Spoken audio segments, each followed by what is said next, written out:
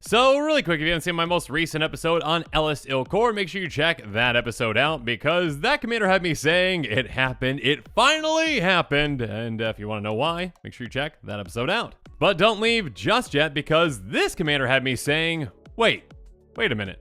That's really good. So to find out why I'm saying that about this commander, well, let's jump into it.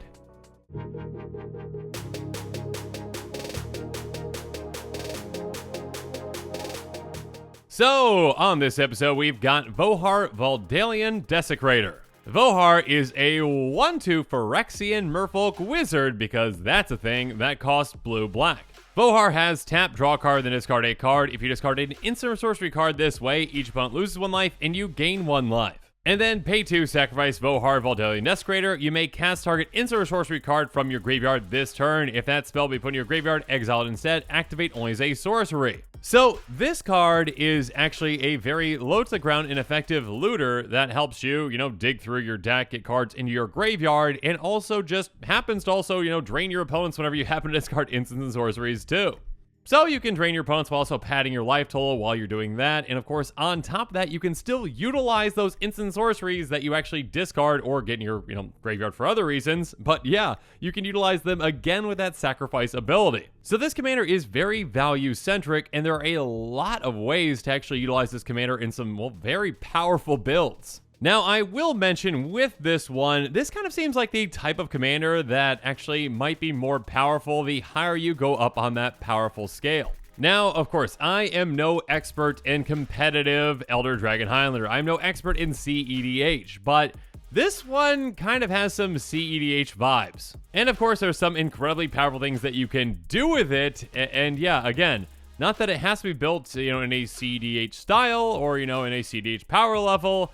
But yeah, there are some very broken things that this can really help you do quite effectively. And of course, if you don't play that power level, if you're more of a casual player like me, yeah, this can still be a very effective and very powerful commander in its own right. That being said, when a new exciting commander like this one is spoiled, sometimes cards that work well with it tend to go up in price sooner rather than later, so make sure you check out my link in the description below that has the list of cards I'm talking about on this episode. And now with all that said, let's jump into it.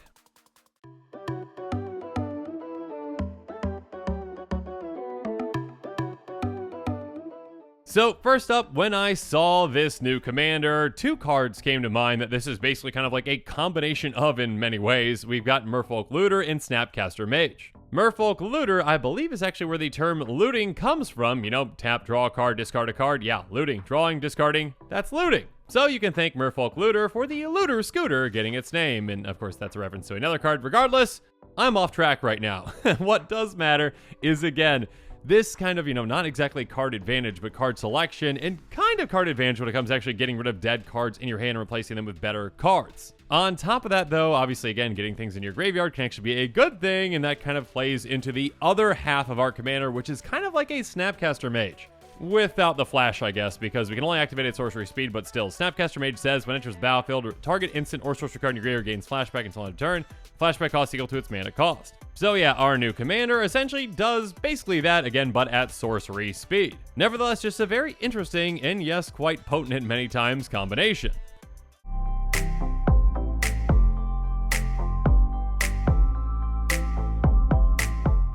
Again, at a high power level, you can do some really disgusting things very quickly with a commander like this, especially because you can utilize, some very low to the ground tutors, and you can utilize them multiple times if you need to. I mean, let's talk about tutors like Imperial Seal, Vampiric Tutor, and Mystical Tutor, each of which just cost 1 mana. Imperial Seal just got a reprint, but I think it's still over $100 or so. Regardless, an incredibly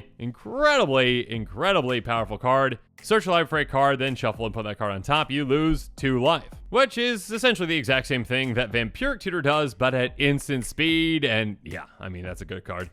Mystical Tutor as well. Search your library for an instant or sorcery card, reveal it. Shuffle your library for the card on top of it. So again, if you are in that higher power tier and you're looking to combo, this commander can help you utilize these cards quite effectively, quite quickly, and again, twice, because you can sacrifice your commander to recast them for very cheap.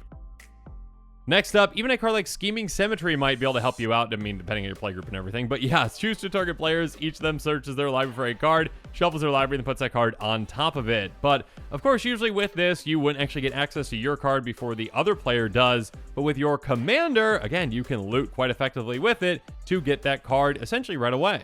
Or, you know, how about just a standard go get whatever you want, no downside tutor with Demonic Tutor, which again is a very expensive card. But yeah, search your library for a card, put in your hand, then shuffle. 1 in a black.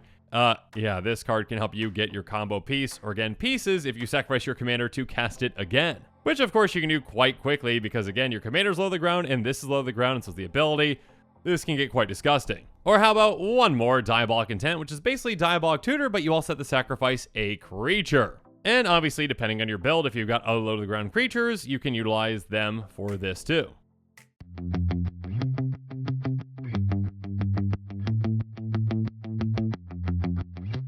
Next up, how about a different kind of tutor though with Entomb, which says search library for a card, put it in your graveyard, then shuffle your library. Again, keep in mind if we utilize this, again, 1 mana tutor to go get, say, an instant sorcery, our commander can help us cast that from our graveyard. Or, of course, there are certain other things that we might want to put into our graveyard as well.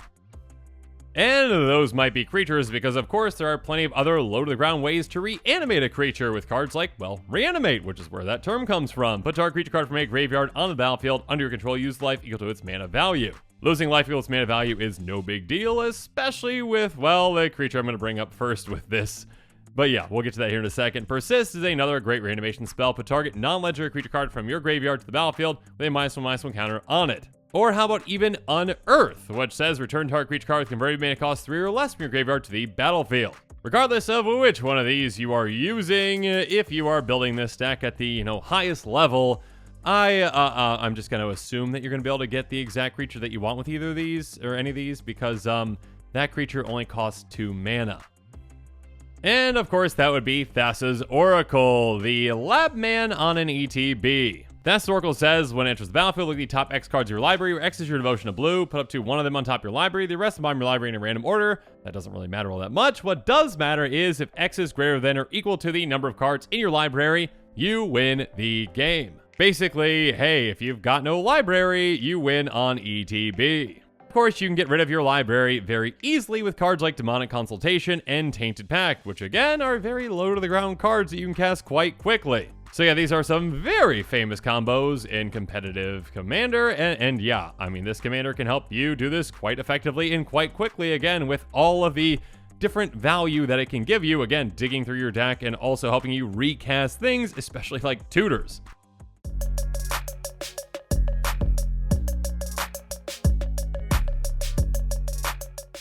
Now, really quick, I'm going to bring up one more combo because that actually can be pretty effective with this commander. And actually, half the combo can just be effective with this commander regardless. Let's talk about Dramatic Reversal and Isochron Scepter. Dramatic Reversal says, untap all non-lane permanents you control, which of course can be very impactful with this commander because you can retap your commander to, loot some more. And of course, on top of that, well, you're going to be untapping all of your mana rocks as well. So that can provide you a ton of value, and an absurd amount of value, an infinite amount of value essentially with Isochron Scepter. Because this has imprint when it enters the battlefield, you may exile an instant card with converted mana cost 2 or less from your hand, which would be Dramatic Reversal. By paying 2, then you can tap to copy the exiled card. If you do, you may cast the copy without paying its mana cost. This is another famous combo, essentially. Hey, infinitely untap my things. I mean, okay, yes, there's a requirement that you basically need, 2 mana out of mana rocks that, you have generating to do this an infinite amount of times.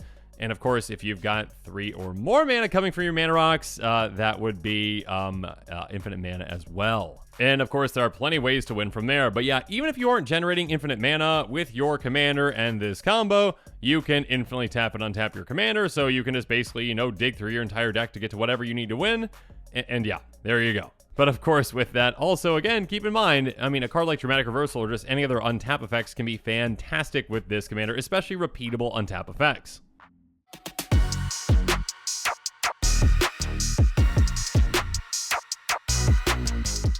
Now let's tone things down just a little bit because, yeah, I mean, if you're not building this deck, as the most competitive deck out there, yeah, you can still do very effective things with, not as efficient of tutors like, Diabolic Tutor, which is still a fantastic card that sees play in a ton of decks out there. And again, when you can utilize this card essentially twice, that's great. Or, another one like maybe Final Parting, which, costs one more, but you get one card in your hand and then one in your graveyard that your commander can utilize again.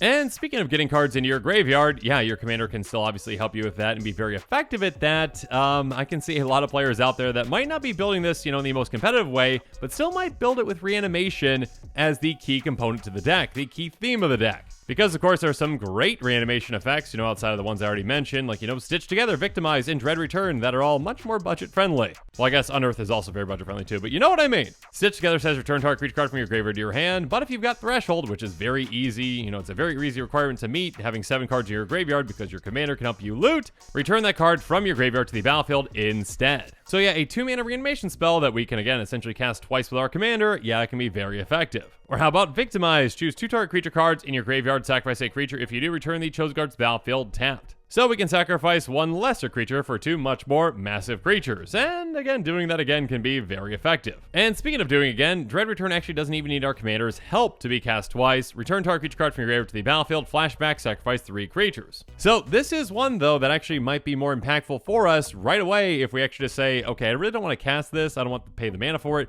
So I'll just actually loot this away, get in my graveyard, and then flash it back, again, essentially for free by sacrificing creatures instead of paying mana. Because, of course, even if you're not playing at the highest of levels, there are some disgusting creatures that you can just reanimate back to win.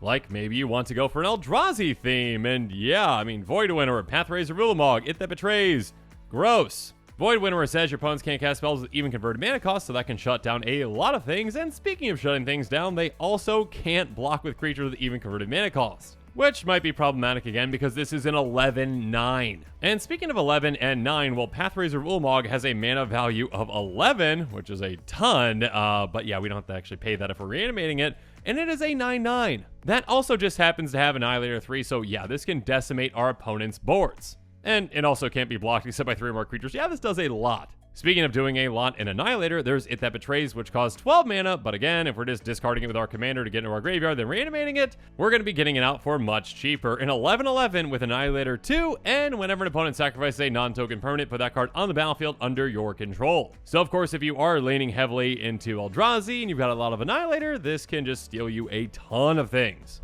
And just think about the very easy, simple plays that you can do very early with this kind of a commander.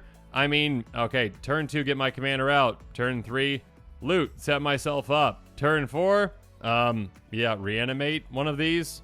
Which, of course, you can go even quicker with, if you've got a reanimation spell that costs less than 4 as well. So, yeah, good luck. Or what I mean is, good luck opponents. And especially good luck to them if you get something like a Praetor out like Jin Gitaxias Core Augur, which says at the beginning of your end step, draw 7 cards, and each opponent's maximum hand size is reduced by 7. So yeah, there's a reason why this costs 10 mana. You draw an absurd amount of cards with this, your opponents basically don't have a hand for the rest of the game. They're going to be gone quite quickly with this. Speaking of which, there's Shieldred Whispering 1, which says, at the beginning of your upkeep, return target creature card from your graveyard to the battlefield, which is incredible with this commander. Again, you can just loot away creatures and get a massive creature out each turn, essentially. And of course, on the other end of that, at the beginning of each opponent's upkeep, that player sacrifices a creature. Even outside of, brutal Praetors and Eldrazi, though, a giant creature like Tidal Force can be incredible with this commander as well. It's a 7/7 that says, at the beginning of each upkeep, you may tap or untap target permanent. So yeah, you can tap your opponent's things down, and you also can just untap your commander to keep getting more and more loot value. And of course, this is just the tip of the iceberg on creatures you're going to want to reanimate.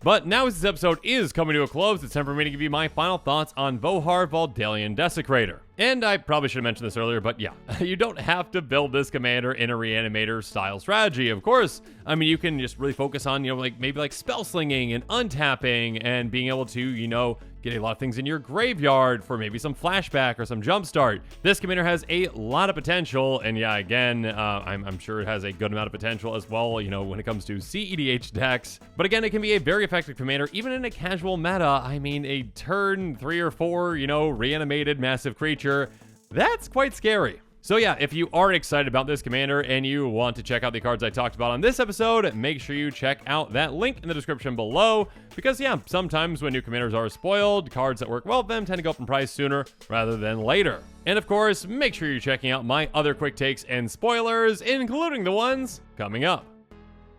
And with that, the show is coming to a close, so it's my turn to hear from you. So in the comments below, let me know your thoughts on this episode are, and as always, thanks again and have a good one.